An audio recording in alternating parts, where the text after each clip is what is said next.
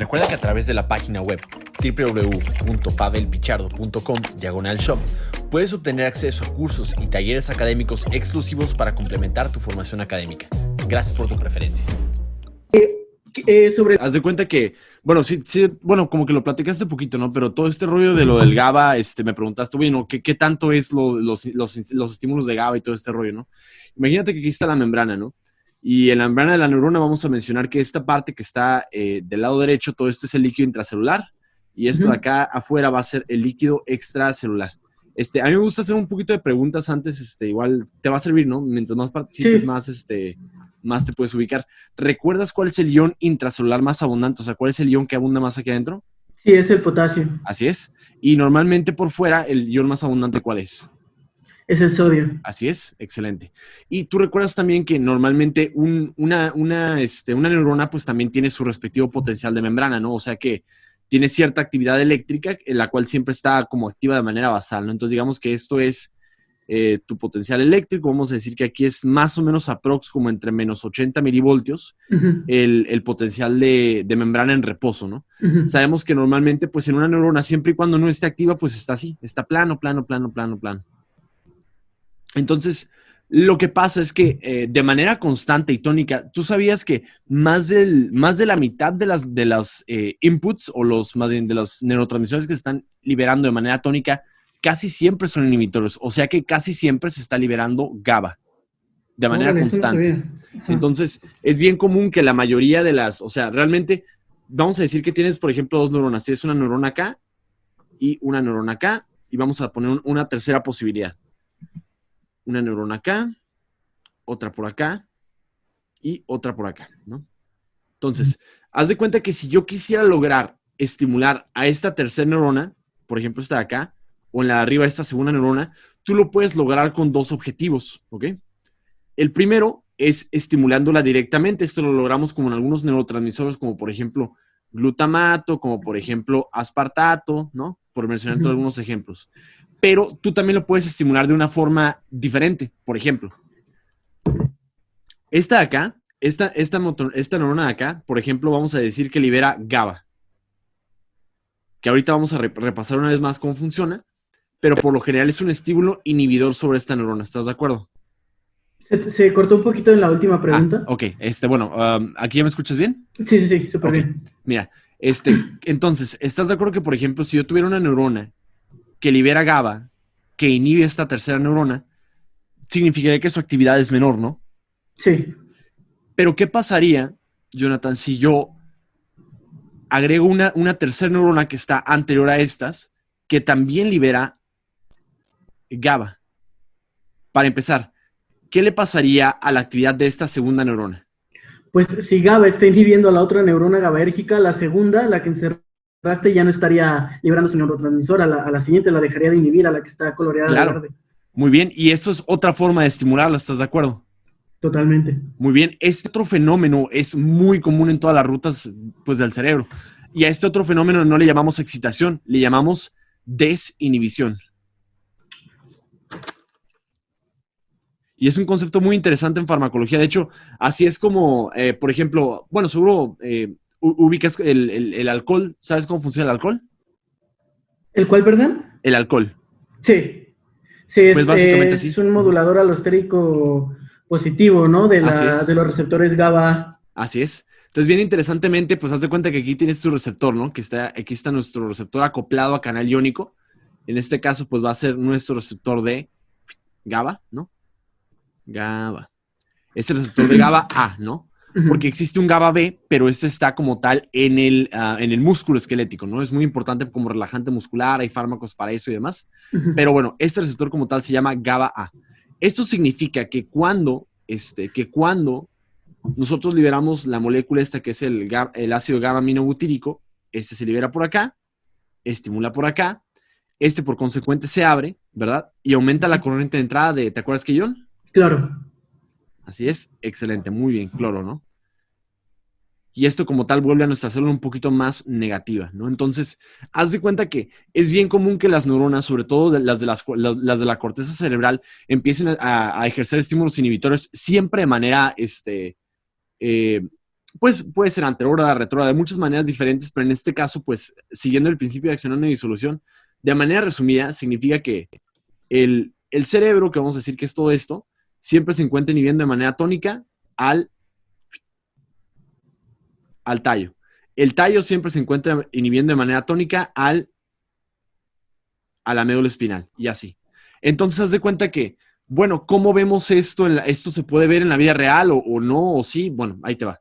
Normalmente, por esto mismo comenzamos, ¿no? Siempre hay un estímulo inhibitorio ejerciéndolo siempre de manera tónica, ¿no? Entonces, la única manera en que esto se va a poder estimular es si se activan circuitos excitatorios que solamente se pueden evocar, por ejemplo, con la voluntad, por ejemplo, ¿no? Entonces, bueno, pues vamos a ver ahorita un poquito. Hay dos principales núcleos colinérgicos. El principal que vamos a ver está más o menos en el mesencéfalo, se llama tegmento pontino dorsolateral, ¿no? Entonces, haz de cuenta que en el mesencéfalo tenemos un núcleo que se llama, bueno, sí sabes qué es tectum y tegmentum, ¿verdad? Supongo. No, sé que está en el mesencéfalo y sé que tiene que ver con la tensión. Ok, vamos a ver ahí. Mira, esto es, es un Mickey Mouse, siempre lo dibujan como un Mickey Mouse. A mí también me gusta representar el mesencéfalo como un Mickey Mouse. Uy. Ay, ojalá un día pudiera dibujar más o menos simétrico. Pero bueno, ahí está. Ese es nuestro mesencéfalo, ¿no? Esto es anterior, esto es posterior. Por acá deberían estar los colículos, ¿sí? Esto de acá es un pedúnculo cerebral, que acuérdate que acarrea toda la información. Todo esto, todo esto acarrea la información desde aquí para acá. La vía corticoespinal, ¿no? Entonces, por ejemplo, por acá va todo el tracto piramidal, por acá viene toda la corteza, pasa por acá por el mesencéfalo, por la parte anterior, y pues va por ahí, ¿no?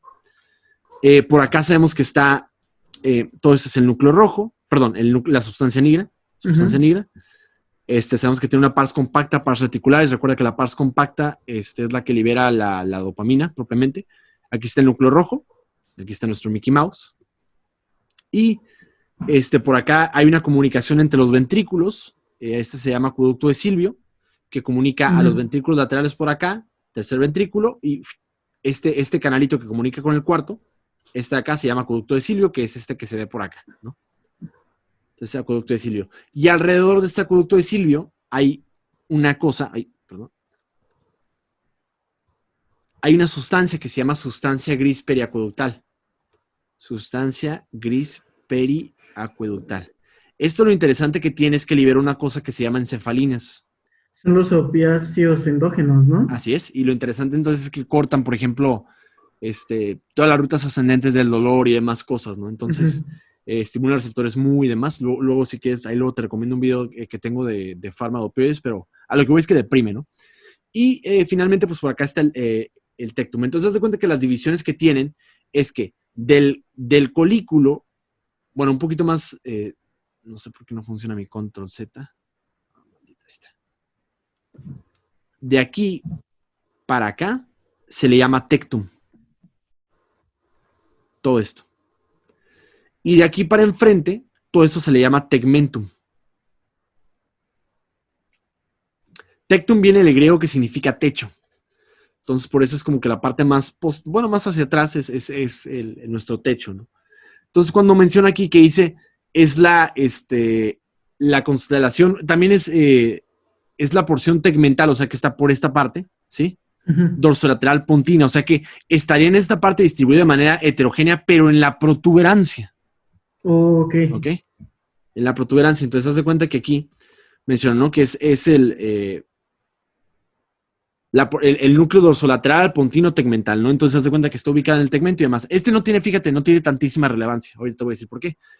Pero haz de cuenta que lo loco es que si nos vamos un poquito más enfrente, en las porciones basales y directamente enfrente del núcleo caudado, tenemos por acá un núcleo que ahora sí es muy importante, que se llama núcleo basalis de Meynert.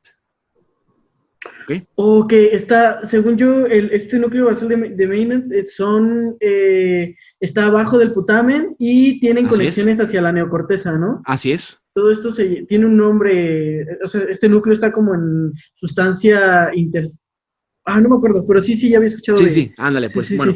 Sí. Y te voy a decir por qué es tan útil este núcleo, ¿no? Y tiene mucha relevancia en la vida.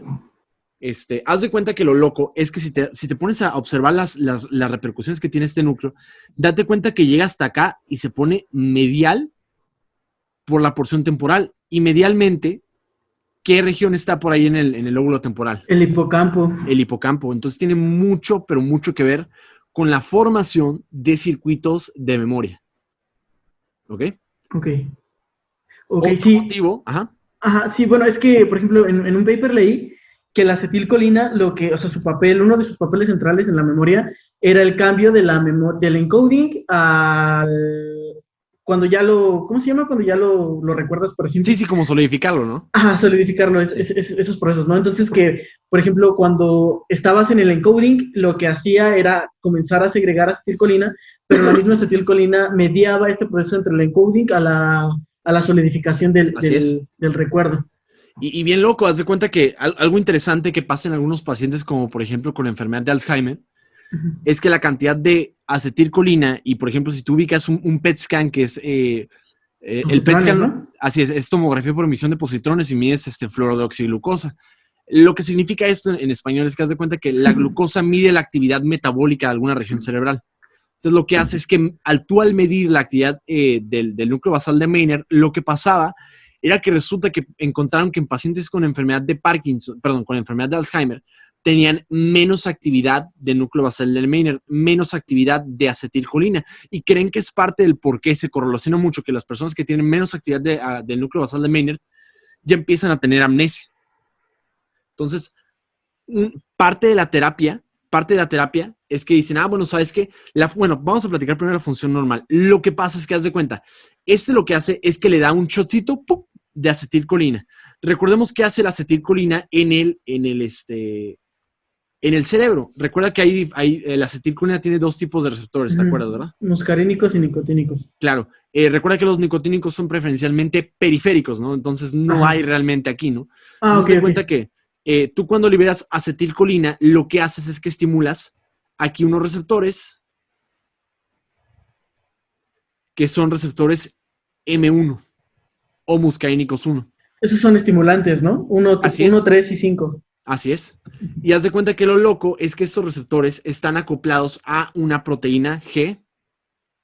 ¿Sabes cuál G es? Sí, la GS, ¿no? Híjole, casi, GQ. GQ, cierto. Así es. Te das cuenta que estos, como están acoplados a una proteína GQ, lo que pasa es esto. Se activa, esto lo que hace es que activa una fosfolipasa C. Sí. Entonces, haz de cuenta que agarra los fosfolípidos de la membrana y este fosfolípido lo corta en dos. Lo corta en las dos colitas, que se le llama diacil, porque dos ácidos grasos, glicerol, y la cabecita que se llama IP3 o inositol trifosfato. El IP3 lo que hace es que va al retículo sarcoplásmico y libera propiamente el calcio, ¿verdad? Y el calcio, pues además de esto, ya empieza a hacer moléculas de señalización también para más rutas y esto, o sea, hace los mismos, tiene un efecto muy intenso también para favorecer propiamente la neuroplasticidad por esta parte del mecanismo. Pero al mismo tiempo lo que hace es que el calcio junto con el diacilglicerol activan a la proteína sinasa C. Y como tal, pues mediante fosforilaciones activa un montón de rutas. Entonces lo que pasa es que esta estimulación es muy buena para el hipocampo. Es lo que pasa en el hipocampo para iniciar la activación y la formación de memorias, ¿no? O recuerdos. Entonces, dijeron, bueno, lo que pasa, y algo bien loco es que haz de cuenta que el núcleo basal de Maynard también está muy, pero muy relacionado porque está enfrentito, muy cerquita de la amígdala, también tiene mucha, pero mucha relación con la zona límbica. Y otra vez, ¿cuál es el mensaje de esto? El mensaje de esto es que normalmente, mientras más valor emocional tenga algo, va a ser más fácil recordarlo. ¿Eso por qué pasa? ¿Por la que la excitación libera, o sea, hay más sinapsis? Así es, o sea, haz de cuenta, lo loco es esto, haz de cuenta que obviamente por cuestiones del entorno, de propiamente cómo se siente la persona, el estado anímico que tiene, en fin, juegan muchas variables por ahí, y eso hace que de alguna manera la zona límbica pues se active, ¿no? Esa zona límbica depende del entorno y del contexto, va a darle un valor, y este valor va a depender, ¿no? Pero sea positivo o negativo, sea cual sea, se va a activar el núcleo basal de Maynard, sea cual sea. Esto va a liberar acetilcolina, que va a activar al hipocampo de esta manera, remodelándolo para que incremente su actividad y formación de memorias propiamente. Entonces va a ser más fácil que recuerdes algo. Eso obviamente tiene mucha repercusión en los pacientes con Alzheimer porque dicen, ¿sabes qué? Pues ya no se acuerdan de muchas cosas o adquisición de memorias a corto plazo, ¿no? Entonces, bueno, ya ahorita pues ya saben que el hipocampo pues ya no solamente tiene funciones de la memoria a corto plazo, sino que también participa en algo espacial a largo plazo y demás cosas, pero principalmente es a corto plazo. Y lo interesante de esto es que dijeron, bueno, entonces, ¿qué pasa si yo le doy un inhibidor de acetilcolinesterasa? ¿Te acuerdas qué hace la acetilcolinesterasa? Está propiamente en el espacio sináptico, ¿no? Así es, Y degrada degrada, la ¿no? acetilcolina. Entonces, ¿qué pasaría si tú bloqueas a esta enzima que la degrada? ¿Qué le pasa a la cantidad de acetilcolina? Pues quedaría mucho más tiempo, más bien quedaría más en el espacio sináptico, ¿no? Exacto, y de hecho, algo bien interesante es que los pacientes, por ejemplo, con Alzheimer en etapas avanzadas, tú les puedes dar, por ejemplo, galantamina, tacrino, piriostigmina y demás cosas. Hay un chorro de medicamentos que son inhibidores de esto y dijeron, bueno, pues tal vez si yo le doy algo parecido con esto, va a ser mucho más fácil que sintomáticamente vayan mejor. Tristemente descubrieron que si bien en pacientes con trastorno de demencia cognitiva leve, sí podían mejorar, no cambiaba la evolución de la enfermedad. Eso significaba que los pacientes no iban a vivir más, el beneficio era muy poco, pero pues bueno, se pueden beneficiar por lo menos un par de meses de recordar un poquito más a sus familiares y demás cosas. Claro. Entonces, lo pesado de eso es eso, ¿no? Que a pesar de que es una terapia que pues se puede utilizar, tampoco he demostrado más que es paliativo, significa que le mejoramos los síntomas, pero pues no va a modificar propiamente la enfermedad en estos pacientes. Chale. Y también otra cosa que funciona también es que date cuenta que también este núcleo basal de Maynard estimula propiamente a toda la corteza. A toda la corteza. Y por esta misma vía de señalización. Algo interesante entonces es que no solamente el núcleo basal de Maynard participa en la memoria, sino que también participa en la atención y también participa en los procesos de cognición. Entonces también, por ejemplo, hay algunos medicamentos antihistamínicos, por ejemplo, yo ahorita que estoy tomando el antifludes para la gripe, o el Nex o lo que sea, tienen la familia de antihistamínicos de primera generación. Lo que pasa es que ¿qué hace? Bloquean también como por accidente los muscarínicos 1. Entonces, pues te da sueño, no puedes pensar. Yo creo que también por eso no me fue también en el examen. Y es de mis teorías. Y eso es lo que pasa entonces, ¿no? Entonces, esas son las 3 principales funciones que tiene la acetilcolina, no solo en la memoria, atención, cognición y demás cosas. Y estado de alerta también. Ahí te va. Como tal, el cerebro pues tiene distintos núcleos y demás cosas. Hay muchos receptores, prácticamente todo tiene receptores. Si te pones a pensar, cualquier flechita donde termina tiene un receptor de serotonina. Claro. Son muchos tipos, son muchas familias de serotonina, tienen muchas aplicaciones. Entonces, ahorita para meternos a receptores tenemos que tener una clase prácticamente, pero vamos a hablar un poquito de los circuitos y la teoría de la serotonina y demás cosas. Normalmente la serotonina siempre se estudia casi en conjunto con la médula espinal. Con la norepinefrina. Ahorita vamos a ver por qué. Pero la idea es que por acá de manera difusa también se encuentra el núcleo magno del Rapé, ¿no? Que está, por ejemplo, en la protuberancia, también está un poquito en el bulbo, y si te das cuenta, tiene varios relevos. Hacia abajo puede estimular como tal la médula espinal. ¿Para qué más nos sirve que tengamos, que liberemos serotonina en la médula espinal? Bueno, normalmente, tanto la serotonina, o 5-hidroxitriptofano, o la norepinefrina o noradrenalina, lo que hacen es que aumentan como tal, o nos dan propiamente una tonicidad neuromuscular. El tono es esta parte como de Por ejemplo, si tú exploras una persona y lo mueves, eso se le llama tono. ¿Cuál es el tono normal que tiene un músculo?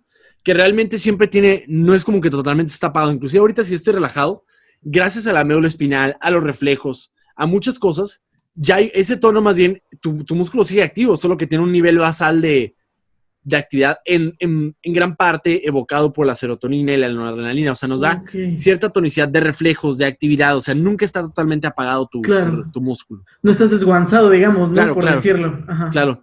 Y se siente muy, muy cañón en una persona.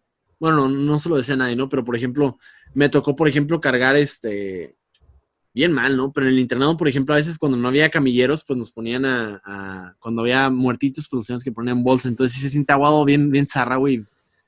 Muy zarra, pero haz de cuenta que pues se siente muy, muy aguado, es bien diferente. Entonces, yo te recomiendo que sí, cada que puedas, pues nomás dice, oye, ¿te puedo mover un poquito el brazo así? Y pues ya más o menos te das una idea de cómo es el tono normal de las personas, ¿no? Pero bueno, esa es una de las tantas actividades que tiene tanto la serotonina como la norepinefrina. Esto obviamente tiene más que ver con el locus ceruleus, ¿no? Sí. Locus ceruleus. Tengo una pregunta con respecto a esta parte de la noradrenalina o norepinefrina. ¿Ves que tanto en el sistema simpático como en el parasimpático, pues está la preganglionar y la postganglionar, ¿no? Y, por ejemplo, si hablamos del simpático, está la preganglionar colinérgica y la postganglionar, pues, de adrenalina o noradrenalina, ¿no? Pero esta preganglionar sale de la médula hacia un ganglio. Así es. Pero ¿quién activa a esta neurona que va a salir al ganglio? ¿Es también noradrenalina? La que activa a esa neurona, de hecho, esa ruta nunca la explican completa, pero viene del hipotálamo. Haz de cuenta que el hipotálamo, pues bueno, obviamente no te puedo explicar todo, pero el hipotálamo tiene muchos núcleos. De esos núcleos, hay dos importantes para el sistema simpático y el parasimpático. Uno es el núcleo anterior y otro es el núcleo posterior del hipotálamo.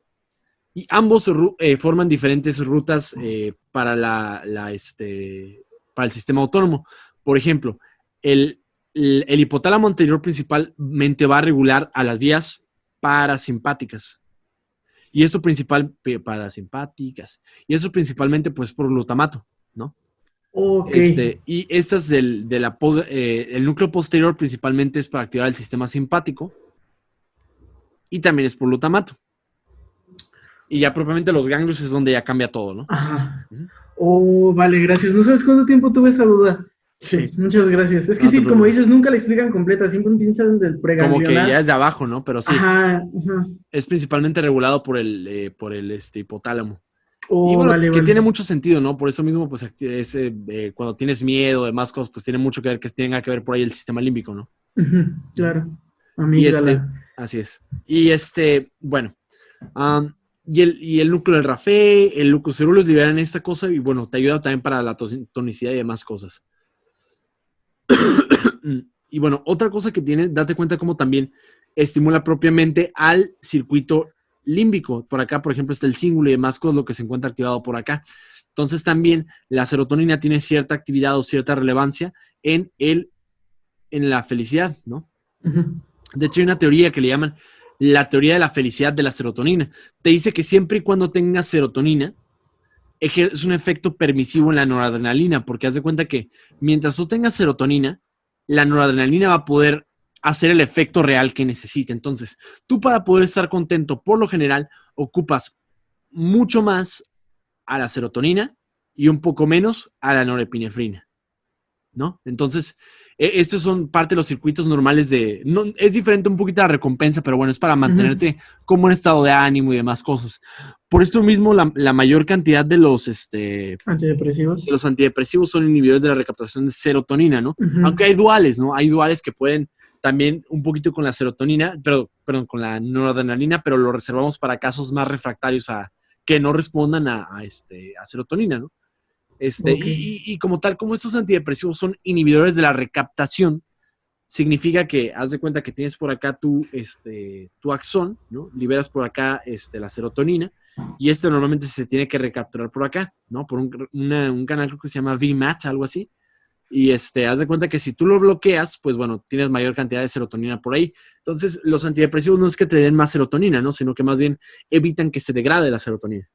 Es el ser, ¿no? Algo así. Así es. Ajá. Sí, según ya era ese. Y sí. También estimula de manera difusa la corteza. Lo más importante es esto, ¿no? Entender que normalmente tú ocupas a ambos para poder ejercer propiamente el efecto de la felicidad, del estado de ánimo y demás cosas. En algunos pacientes con depresión, pues sabemos que ambos pueden estar disminuidos, pero preferencialmente la serotonina es la que se encuentra un poquito más baja. Hay muchos receptores, hay muchísimas familias y subtipos de receptor. Sí, digo que ocuparemos hacer una revisión de Pharma solamente para hablar de eso. Pero de manera resumida, eso es lo que hace propiamente en estos circuitos. Tiene mucha relevancia con esto. También favorece también el estado de alerta. Sí, el estado de alerta. Todo lo que ya la corteza de manera general siempre va a favorecer el estado de alerta. Y por ejemplo, algo interesante, de que el locus coeruleus es muy similar a los relevos que tiene, por ejemplo, la serotonina. También llega a la médula espinal, también tiene funciones para aumentar la sensibilidad, para aumentar los movimientos, también puede llegar al cerebelo también para evocar sus mismas actividades, como que las mantiene activas, pues, o sea, no es como que realmente estimule al cerebelo, sino más bien evita que esté apagado, ¿no? Entonces, también tiene mucho que ver con el sistema límbico, con el hipocampo también llega para allá, también tiene mucho que ver con esto de las memorias episódicas emocionales y demás cosas. También, como dijimos, como tiene cierto relevo que también llega al núcleo basal de Meiner, también tiene que ver con el estado de alerta, como comentamos anteriormente. Llega al hipotálamo, porque sabemos que también tiene que evocar respuestas emotivas por ahí. También tiene como tal la función de llegar a la corteza prefrontal, mantener el estado de alerta, propiamente la cognición y demás cosas. También llega es muy, muy relativo porque depende de la corteza que se estimule el efecto que va a tener, ¿no? Obviamente, si llega, por ejemplo, la occipital, bueno, va a ser mucho más fácil que estés reactivo a cualquier estímulo visual, también a la parietal y demás cosas, ¿no? Pero bueno, de manera general hacen muchas cosas y no hacen nada al mismo tiempo porque realmente participan en muchas cosas, pero en nada es exclusivo si te pones a observarlo. Esto es como un neuromodulador, vaya, ¿no? Sí, sí, así es. Sí, vale. Pero sí, la principal aplicación clínica que puede tener esto es eso, ¿no? Que modula el estado de ánimo. Y no, hombre, si quieres luego platicar para cualquier de un proyectito que tengas, lo que gustes, pues con mucho gusto, ¿sale? Muchísimas gracias. Dale, pues cuídate mucho, ¿eh? Vale, nos vemos. Muchas gracias. Tanto gusto, Jonathan. Bye. Realmente, gracias.